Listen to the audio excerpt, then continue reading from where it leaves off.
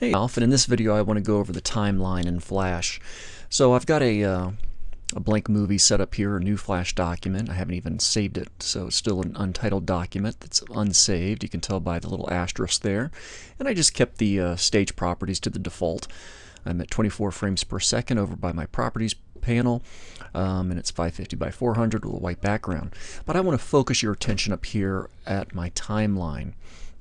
And by default, Flash has given me a single layer.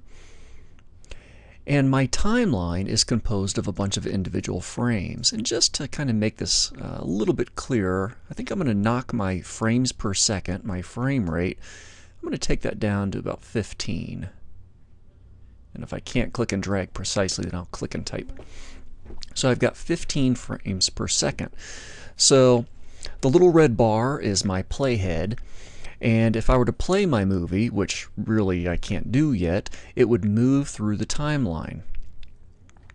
And every 15 frames would be 1 second of animation, or 1 second of movie. Now you'll notice in my very first frame there's a little empty circle. That indicates a keyframe, more specifically an empty keyframe. A keyframe is basically an important frame in the movie where something appears or something changes. You know, there's something significant about it. And an empty keyframe means there is nothing at that part of the movie. So on frame 1 of my layer 1, there's nothing on my stage. Now watch what happens if I go ahead and draw a rectangle. So let's see, I'll get my rectangle tool and I'll just draw a rectangle right on my stage. And you notice my frame is no longer an empty keyframe. It's a keyframe with some kind of content on it. Now if I jump over to frame 30, which is 2 seconds into my movie, I can press F6 to insert a new keyframe. So I'm going to press F6, and I've got a new keyframe. Now this keyframe is all filled in though, and it's simply a continuation of what I had on frame 1. So now, if I go to frame 1 and I press my Enter key, watch my playhead, the red frame marker there. It scrolls through. So my movie is 2 seconds long, 30 frames at 15 frames per second. And there is a yellow rectangle on frame 1, and that yellow rectangle exists for all of these frames, and that yellow rectangle is on frame 30. So it's there the entire time. Now let me show you this.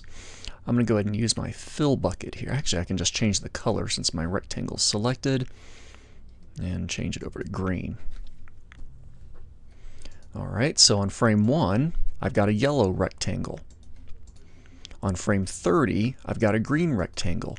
But notice if I go to like frame 25 or 29 even, it's still yellow. So frame 30 is something special. It's a different object now, or a different looking object.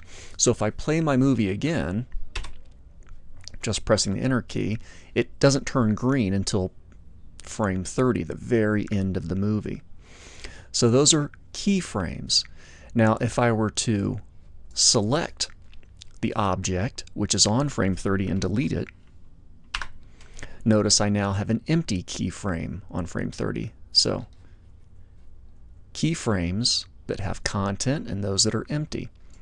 Let's try something else. I'm going to create a new layer here, and I'm going to take layer 2 and just move it beneath layer 1. And I'm going to go ahead and hide layer 1.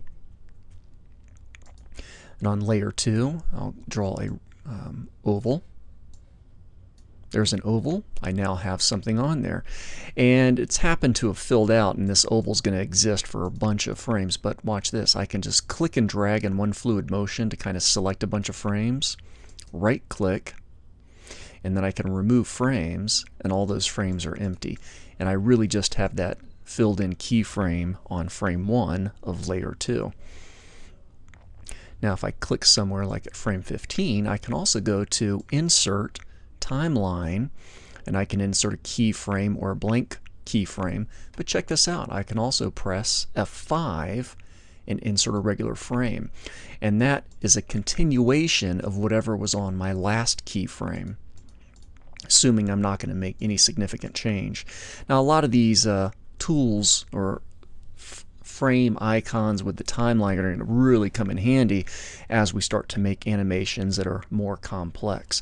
But for now, Keep in mind there are keyframes that can be empty or have content. You can press F5 to insert a frame, or you can press F6 to insert a keyframe. Just always be aware of what frame you're at for which layer you're on.